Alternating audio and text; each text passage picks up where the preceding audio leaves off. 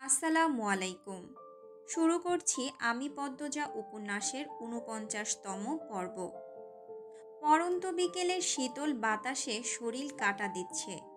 পদ্মজা শাল গায়ে জড়িয়ে নেয়। নিচতলায় এসে ফরিনার ঘরে যায়। ফরিনা কাঁথা সেলাই করছিলেন। পদ্মজাকে দেখে দুই পা ভাঁজ করে বসলেন। বললেন, তুমি আইসো? পদ্মজা ঘরে ঢুকতে ঢুকতে বলল, জি আম্মা। কাঁথা সেলাই করছিলেন নাকি? আমি সাহায্য করি? না না, তুমি এইসব পারবা না, সুই লাগবো হাতে। কিছু হবে না আম্মা, প্রতিদিনই সেলাই করা হয়। ফরিনা অবাক হয়ে জানতে চাইলেন, তুমি কাঁথা সেলাও? পদ্মজা হেসে বলল, ওই একটু। ক্যারে, আমরা থাকতে তুমি শিলাও ক্যারে? তোমার শতাম্মায় তো নকশি কাঁথা সেলায়। হে থাকতে তোমার সেলাই করা লাগে ক্যারে? পদ্মজা ফরিনার হাত থেকে সুই টেনে নিয়ে বলল, আব্বা মারা যাওয়ার পর ২ বছর আমি কেমন অবস্থায় ছিলাম জানেনই তো।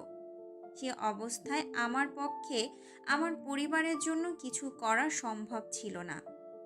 তখন উনি পর হয়েও, সৎ মা হয়েও নিজের ঘাড়ে সব দায়িত্ব তুলে নিলেন। কিন্তু উনি যতটুকু করতেন ততটুকুতে পরিবার চলতে গিয়ে হিমশিম খেত।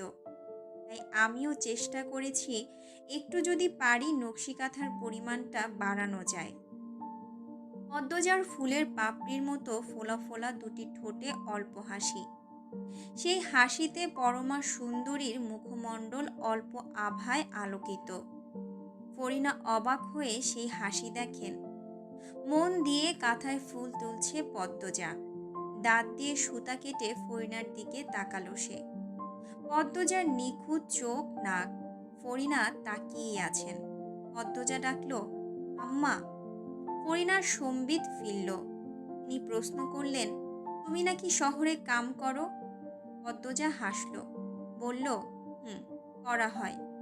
প্রেমাপ্রান্ত দুইজনই পড়াশোনা করে। পড়ালেখার কত খরচ! আর পূর্ণা তো পড়ালেখার চেয়ে বেশি খরচ করে ফেলে শাড়ি অলংকার কিনতে গিয়ে। আম্মা নেই, বাধা দিতে কষ্ট হয়। আর উনি নিজের সব সঞ্চয় উজাড় করে দেন আমার ৩ ভাই বোনকে। টাকা তো থাকে না, তাই চাকরি নিতে হলো। ২ বোনের বিয়ে দিতে হবে না? আমার তো ফরজ কাজ বাকি, তার জন্য টাকা জমাতে হচ্ছে। আর ওনার নকশি কাঁথার টাকার সাথে বেতনের কিছুটা অংশ মিলিয়ে পাঠিয়ে দিই। বেশ ভালোই চলছে। উনি আছেন বলেই আমার মাথার উপরের চাপটা কমেছে। হ, বাসন্তী অনেক ভালা। আমি হ্যার চেয়ে ৪ বছরের বড়। মেলার সম্মান করে আমারে। আচ্ছা, আমির তোমারে বাইরে কাম করতে দিছে? এই প্রশ্নে পদ্মজা কপাল চাপড়ে বলল, আর বলবেন না আম্মা, কি যে যুদ্ধ করতে হয়েছে। শেষমেশ রাজি হয়েছেন। কিন্তু ওনার অফিসে নাকি চাকরি করতে হবে। ওনার অফিসে চাকরি নিলে উনি আমাকে কোনো কাজ করতে দিতেন না। টাকা ঠিকই মাস শেষে দিতেন। ঘুরে ফিরে স্বামীর টাকায় বাপের বাড়ি খায় কথাটা আত্মসম্মানের সাথে লেগে যেত। এ নিয়ে ৩ দিন আমাদের ঝগড়া ছিল। আলাদা থেকেছি, কেউ কারো সাথে কথা বলিনি। ফরিনা বেশ আগ্রহ পাচ্ছেন। উৎসুক হয়ে জানতে চাইলেন, এরপরে কি হইল? কাম করতে দিছে কেমনে? এরপর ৩ দিন পর এসে বলল, চাকরি পেয়েছ একটা, ৬ ঘন্টা কাজ, হিসাব রক্ষকের পদ, বেতন ভালো। জানেন আম্মা, আমি ভীষণ অবাক হয়েছি। এত কম সময়ের চাকরি, আবার বেতনও তুলনামূলক বেশি। এরপর জানতে পারি ওনার পরিচিত একজনের অফিসে চাকরির বন্দোবস্ত উনিই করেছেন। উনি চান না আমি বেশি সময় বাইরে থাকি। আবার জেদ ধরেও বসেছিলাম। এভাবেই সব ঠিক হয় ইনশাল্লাহ আম্মা। কন্যার বিয়েটা ধুমধামে হয়ে যাবে। এবার তো দেরি আছে, অনেক পড়বেও। ফরিনা পদ্মজার মাথায় হাত বুলিয়ে দিলেন। এরপর বললেন, আল্লাহর ১০০০ বছর বাঁচায় রাখুক তোমায়। আম্মা, রুম্পা ভাবি কি ৩ তলায়? হ, আজ দেখতে যাব ভাবছি। চাবি কার কাছে? ফরিনা মুখ গুমট করে বললেন, এই ঘরে যাওনের দরকার নাই। রিদওয়ান চাবি দিব না। ওরা আর আমরারে দাম দেয় না। যেমনি ইচ্ছা চলে। দিবে না মানে কি? আপনি গুরুজন, আপনাকে দিতে বাধ্য। চাইছিলাম একবার, যা ইচ্ছা কইয়া দিছে। ফরিনার মুখে আধার নেমে আসে। তিনি নির্বিকার ভঙ্গিতে আবার বললেন, চাবি চাওনের লাইগা রিদওয়ান হ্যার আম্মারেও মারছে। পদ্মজার চোখ দুটি বড় বড় হয়ে যায়। সে কি, মায়ের গায়ে হাত তুলছে? ফরিনা কাঁথা সেলাই করতে করতে বললেন, নিজের মা আর কই থাইক্কা, এই সারার মাথা খারাপ, অমানুষ। বাড়ির অন্যরা কিছু বলেনি? অন্যরা কারা? আব্বা, চাচা, বড় ভাই কেউ কিছু বলেনি? বাকিদের কথা জানি না। তোমার শ্বশুর তো নিজেই শকুনের বাচ্চা। পদ্মজা চমকে তাকালো। ফরিনাও চকিতে চোখ তুলে তাকান। তিনি মুখ ফসকে বলে ফেলেছেন। দুজন দুজনের দিকে অনেকক্ষণ তাকিয়ে রইল। পদ্মজা প্রশ্ন করার আগে ফরিনা বললেন, পুন্নায় গাছে উঠছে। সকালে আসারটা খাইলো, বিকেলে আইতেই গাছে উঠা গেছে। সেরিডারে কয়টা মাইট দিও। পদ্মজা স্পষ্ট বুঝতে পেরেছে তার শাশুড়ি আগের কথাটা ধামাচাপা দেওয়ার চেষ্টা করছে। সে আগ বাড়িয়ে কথা বলতে পারল না। মৃদু কণ্ঠে বলল, আমি আসি আম্মা। যাও। পদ্মজা দরজা অবধি এসে ফিরে তাকালো। ফরিনা দ্রুত চোখ সরিয়ে নিলেন। পদ্মজা ঘর ছাড়তেই তিনি যেন হাঁপ ছেড়ে বাঁচলেন। পদ্মজা উদাসীন হয়ে হাঁটছে। ফরিনা কেন নিজের স্বামীকে শকুনের বাচ্চা বললেন? পদ্মজা দ্রুত নিজেকে সামলে নিল। এখন এসব ভাবা যাবে না। রিদওয়ানের কাছ থেকে চাবি নিতে হবে। সে দ্রুত পায়ে হেঁটে রিদওয়ানের ঘরের সামনে আসে। দরজায় শব্দ করতেই ওপাশ থেকে রিদওয়ানের কণ্ঠ ভেসে আসে, কে? পদ্মজা জবাব না দিয়ে আরো জোরে শব্দ করল। রিদওয়ান কপাল কুঁচকে দরজা খুলল। পদ্মজাকে দেখে কপালের ভাঁজ মিলিয়ে যায়। ঠোঁটে হাসি ফুটে ওঠে। মোটা হয়েছে আগের চেয়ে। গাল ভর্তি ঘন দাড়ি, এক দুটো চুল পেকেছে। সে খুশিতে গদগদ হয়ে বলল, আরে বাপরে, পদ্মজা আমার দুয়ারে এসেছে। পদ্মজা সোজাসুজি বলল, রুম্পা ভাবির ঘরের চাবি দিন। রিদওয়ান দরজা ছেড়ে দাঁড়ালো। বলল, এতদিন পর এসেছো, আবার আমার ঘরের সামনে? ভেতরে আসো, বসো, এরপর কথা বলি। আমি আপনার সাথে কথা বলতে আসিনি, দয়া করে চাবিটা দিন। চাবি তো দেব না। কি সমস্যা? রিদওয়ান পদ্মজার কাঁধে হাত রেখে বলল, আরে ঘরে আসো তো আগে। পদ্মজা এক ঝাটকায় রিদওয়ানের হাত সরিয়ে দিল। চোখ গরম করে তাকিয়ে বলল, চাবি দিন। চোখ দিয়ে তো আগুন ঝরছে, কিন্তু আমি তো ভয় পাচ্ছি না। চাবি আমি দেব না। দেবেন না? রিদওয়ান আড়মোড়া ভেঙে আয়সি ভঙ্গিতে বলল, না। পদ্মজা আর কথা বাড়ালো না, চলে গেল।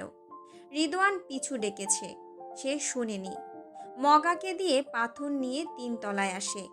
মদন একটা ঘরের সামনে চেয়ার নিয়ে বসেছিল। পদ্মজা বুঝতে পারে তাহলে এই ঘরেই রুম্পা আছে। সে দরজার সামনে এসে দাঁড়াতেই মদন বলল, কিছু দরকার ভাবি? পদ্মজা নির্বিকার ভঙ্গিতে বলল, তালা ভাঙব। মগা, তালা ভাঙো। মদন দরজার সামনে দাঁড়ালো। বলে, রিদওয়ান ভাইয়ের কাছে চাবি আছে, তার কাছ থাইক্কা লইয়া আসেন, তালা ভাঙেন না। উনি আমাকে চাবি দেননি, তাই আমি তালা ভাঙব। আপনি সরে দাঁড়ান। না ভাবি, এরা হয় না, আমার ওপর এই ঘরটার ভার দিছে। আপনি সরে দাঁড়ান। পদ্মজার কথাটা বেশ জোরেই শোনালো। মদন হাওলাদার বাড়ির বউয়ের সামনে আর দাঁড়িয়ে থাকার সাহস পাচ্ছে না। সে দৌড়ে নিচে যায়। বাড়ির সবাইকে গিয়ে বলে, পদ্মজা তালা ভাঙছে। খলিল, আলমগীর, আমির, রিদওয়ান, ফরিনা, আমিনা ছুটে আসেন। ততক্ষণে পদ্মজা তালা ভেঙে ফেলেছে। আমির হন্তদন্ত হয়ে এসেই প্রশ্ন করল, তালা ভাঙলে কেন? আপনার ভাই আমাকে চাবি দেননি। আমার রুম্পা ভাবির সাথে দেখা করার ইচ্ছে হচ্ছিল, তাই ভেঙেছি। এটা অসভ্যতা। তোমারে ভালা ভাবছিলাম। সেরি মাইনষের এত তেজ অবাধ্যতা ভালো না। পদ্মজা এক নজরে খলিলকে দেখল। এরপর রুম্পার ঘরে ঢুকল। রুম্পা ঘরের মাঝে মেঝেতে উপুট হয়ে পড়ে আছে। লম্বা চুল এখন ঘাড় অবধি। কে কেটে দিয়েছে? যেন চুল না, ময়লার ঝাড়। পদ্মজা দৌড়ে রুম্পার পাশে এসে বসে। রুম্পার শাড়ি ঠিক করে দিয়ে ডাকলো, ভাবি, ভাবি শুনছো ভাবি?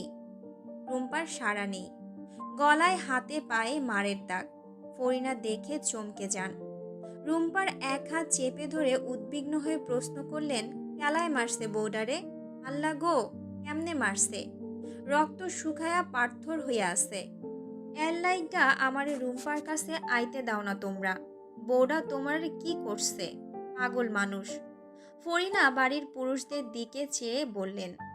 আমিনা দূরেই দাঁড়িয়ে আছেন। তিনি বরাবরই অন্যরকম মানুষ, অহংকারী, হিংসুক। অন্যদের ভালো দেখতে পারেন না। রানীর জীবনটা এভাবে ধ্বংস হয়ে যাওয়ার পর আরও বেশি খামখেয়ালি হয়ে উঠেছেন। পদ্মজা আমিরের দিকে তাকিয়ে হুঙ্কার দিয়ে উঠল, আপনি দাঁড়িয়ে আছেন কেন?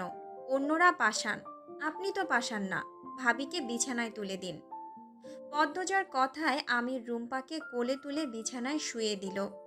আমির ফরিনা ছাড়া বাকি সবাই বিরক্তিতে কপাল ভাঁজ করে চলে যায়। তারা অসন্তুষ্ট। খলিল যাওয়ার আগে বিড়বিড় করে পদ্মজাকে অনেক কিছু বললেন। পদ্মজা সেসব কানে নেয়নি। সে শুধু অবাক হয়, মানুষগুলোর প্রতি ঘৃণা হয়। সে রুম্পার জ্ঞান ফেরানোর চেষ্টা করছে। আমিরকে বলে কবিরাজ নিয়ে আসতে। আমির চলে যায়।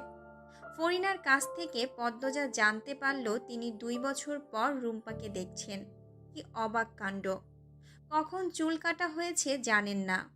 পদ্মজা জানতে চাইল, কেন এত ভয় পান বাড়ির পুরুষদের?